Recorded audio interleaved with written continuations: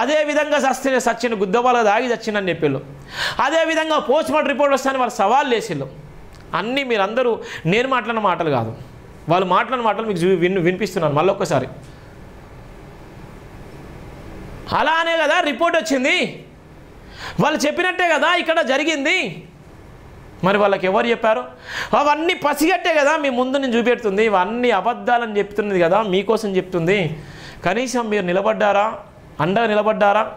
ఎంతమంది నిజంగా ఐడెంటిఫై చేశారు నన్ను? ఎంతమంది నిజంగా నిలబడ్డారు? ఎంతమంది నిజంగా తోడుగా ఉన్నారు? ఎంతమంది నిజంగా జైభీం టీవీని ఆదరించలు? ఎంతమంది నిజంగా జైభీం దినపత్రికను చదివిళ్ళు?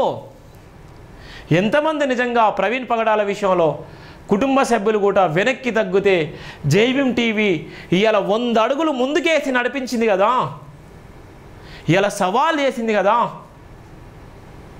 మరి మనం ఏం చేస్తున్నాం? ఎలాంటి పరిస్థితిలో ఉన్నాం మనం? ఎంత బాధ అంటే అంత బాధ.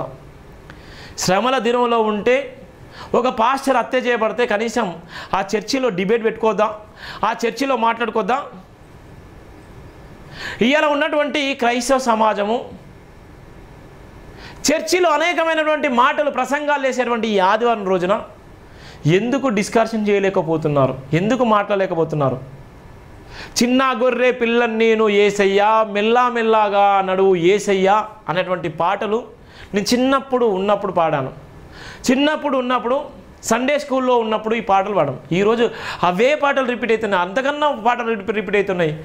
కానీ నిజంగా మనం ఏమాత్రం మారుతున్నామో, ఏమాత్రం నిజంగా క్రైస్తవ సమాజాన్ని ఊచకోత గురి చేసి, క్రైస్తవ సమాజాన్ని ఇష్టానుసారంగా దాడులు చేసి, క్రైస్తవ సమాజాన్ని చిత్రహింసలు పెట్టేటువంటి విధంగా క్రైస్తవ సమాజంలో నుండి పాస్టర్లు ప్రచారం చేసే క్రమంలో మూకుమ్మడి దాడులు చేస్తుంటే కనీసము మనం స్పందించకపోతే ఎంతమంది పాస్టర్లు పొట్టన పెట్టుకుంటారు? ఎంతమంది పాస్టర్లు నిజంగా బైబిల్ పట్టుకొని వాళ్ళ హతసాక్షిలాగా చనిపోవాలో మీరే డిసైడ్ చేసుకోండి. ఎంత బాధాకరం అంటే అంత బాధాకరం. నేను ఈరోజు ఫైనల్గా చెప్తున్నాను. అందుకోసమే నేను స్పష్టంగా వివరంగా చెప్తున్నాను. మీరు ప్రేమించినా ప్రేమించకపోయినా, మీరు సబ్స్క్రైబ్ చేసుకున్నా సబ్స్క్రైబ్ చేసుకోకపోయినా, మీరు pay back to the society చేసినా చెయ్యకపోయినా, నేను మాత్రం చెప్పాలనుకునే అన్ని చెప్తున్నాను. ఏ క్రైస్తవ సమాజం గురించి 15 రోజుల కంచె సుదీర్ఘ ప్రయత్నము, పగలు రాత్రి అనే తేడా లేకుండా నేను చేసినటువంటి ఒంటరి ప్రయత్నము, వందలాది కాల్స్, భయంకరమైనటువంటి కాల్స్, అబ్యూజిమైనటువంటి కాల్స్, కొన్ని నాకు సలహాలు ఇచ్చేటువంటి ఫోన్ కాల్స్, ఇన్ని తట్టుకొని నిలబడి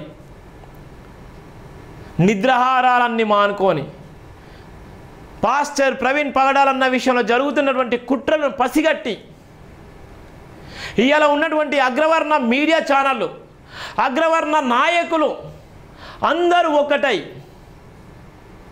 వాళ్ళు ఆడిచ్చిన డ్రామాలో రాజకీయ పలుకుబడితోని ఇలా ఆడిచ్చిన డ్రామాలో ప్రవీణ్ పగడాలన్న గారిని ఏ విధమైనటువంటి స్క్రిప్ట్ చదివిలో, ఏ విధంగా సమాజాన్ని క్లోజ్ చేసిలో, ఏ విధంగా క్రైస్తవ సమాజాన్ని ఎంత భయంకరంగా చేసిలో, ఏదైతే క్రైస్తవ సమాజం బైబిల్ పట్టుకున్నటువంటి వ్యక్తులు కూడా నిజంగానే తాగి చనిపోయిండు అనే విధంగా చెప్పించాలంటే ఎంత బాధాకరం. మీరు బైబిల్ పట్టుకొని వేస్ట్, ఇంకా మీరు బైబిల్ పట్టుకొని నిజంగా వేస్ట్ నా దృష్టిలో. సత్యం అని చెప్పకపోతే మీరు నిజంగా వేస్ట్. మీలాగా నిజంగా ప్రవీణ్ పగడాలన్న బతుకుంటే, ఇదే ఒక పాస్టర్కి అన్యాయం జరిగితే నిజంగా చెండ ఆడుకుంటాడు, చిటికలేసి చెండ ఆడుకుంటాడు. ఆయన బతికి ఉంటే ఇలానే ప్రవీణ్ పగడాలన్న విషయంలో ఒక పాస్టర్ హత్య చేయబడితే ప్రపంచమంతా తలకిందులు చేసేవాడు ఆ ఒక్కడు. ప్రపంచమంతా తలకిందులు వేసి ఇవాళ ప్రతి ఒక్కరు కూడా సవాల్ వేసేవాడు. ప్రతి ఒక్క చర్చిలో ఉన్నటువంటి పాస్టర్కి, ప్రతి ఒక్క క్రైస్తవ బిడ్డకు సవాల్ వేసేవాడు. వాళ్ళందరినీ కూడా రోడ్ల మీద తీసుకొచ్చి ఇవాళ శాంతిని కోరి ఇలా ప్రపంచమంతా తన వైపు తిప్పుకునేటువంటి మేధావి ప్రవీణ్ పగడాల గారు. నిజంగా చాలా బాగా అలాంటి ఇంటలెక్చువల్ని మనం చూడం, అలాంటి మేధావి మన జీవితంలో చూడం. రాసి పెట్టుకోండి. తెలుగు రాష్ట్రాల్లో పుట్టడం నిజంగా మన అదృష్టం. అలాంటి వ్యక్తి ప్రవీణ్ పగడాల లాంటి వ్యక్తి, ఒక మేధావి, ఒక ఇంటలెక్చువల్ ఈ తెలుగు రాష్ట్రాల్లో పుట్టడం నిజంగా క్రైస్తవ సమాజానికి నిజంగా అదృష్టం. ఇలా ఒక్కరంటే ఒక్కరు గుండెల మీద చేసుకొని చెప్పండి. ప్రవీణ్ పగడాల్లాగా ఎవరన్నా నిజంగా పాస్టర్ తీసుకునే నిర్ణయాలు, ఇలా శ్రీరాముని తిట్టిండు, రాముని తిట్టిండు, వాళ్ళు తిడితేనే కదా తిట్టింది. ఇవాళ ఉన్నటువంటి జాకెట్కి ట్యాక్స్ చేసిళ్ళు, రొమ్ములకు ట్యాక్స్ చేసిళ్ళు, ఇవాళ మనువాదం ట్యాక్స్ చేసిళ్ళు, ఇవాళ సత్యగ్రామం అన్నారు, ఇది అన్నారు, అది అన్నారు. మన ధర్మశాస్త్రం ఎంత భయంకరంగా ఉంది. ఇవాళ ఉన్నటువంటి ఆడపిల్లలకు వచ్చేటువంటి పీరియడ్స్ వచ్చినా కూడా ఇంటి బయట పెట్టేసిళ్ళు, కనీసం ఇంట్లో నుంచి కూడా బయటికి రానియలేదు. ఇవాళ వాళ్ళకు ఉన్నటువంటి ప్రతి నెలకు వచ్చేటువంటి దాన్ని కూడా చిత్రీకరించిళ్ళు. ఆ సందర్భం కూడా, ఆ ధర్మం కూడా ఇవాళ ఆయన పక్కన పెట్టేసిండు. ఇది మనుషుల నైజము. ఇవాళ ఆడపిల్లలకు అది ప్రతి నెల వచ్చేటువంటి క్రమంలో కూడా దాని గురించి చెప్పిండు. ఆ ధర్మం కూడా ఇవాళ ఉన్నటువంటి ఆ క్రమంలో ఉన్నటువంటి ఆడపిల్లలు కూడా ఇవాళ మన ధర్మంలో దూరం పెట్టిళ్ళు, ఇంట్లో తాళం వేసి పెట్టిళ్ళు. దాన్ని తప్పని చెప్పడం ప్రవీణన్న చేసిన తప్పు. ఇవాళ ఉన్నటువంటి శ్రీరాముడు ఇవాళ ఉన్నటువంటి ఏ దేవుళ్ళు అయితే చెప్పిండో ఆ దేవుళ్ళ గురించి మాట్లాడితే వాళ్ళ మనోభావాలు దెబ్బతిన్నాయట.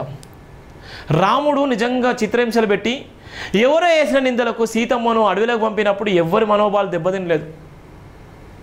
అదే వాక్యాలు ఇంకో హిందూ సోదరుడు ఇంకో వ్యక్తి మాట్లాడితే అది చెప్తే ఆయనని ఇలా పాస్టర్లు ఇలా రాముడి గురించి తప్పుగా మాట్లాడు కదా, అట్లా మాట్లాడతారా అని పాస్టర్లు అంటున్నారు. కొంతనన్నా ఉండాలి.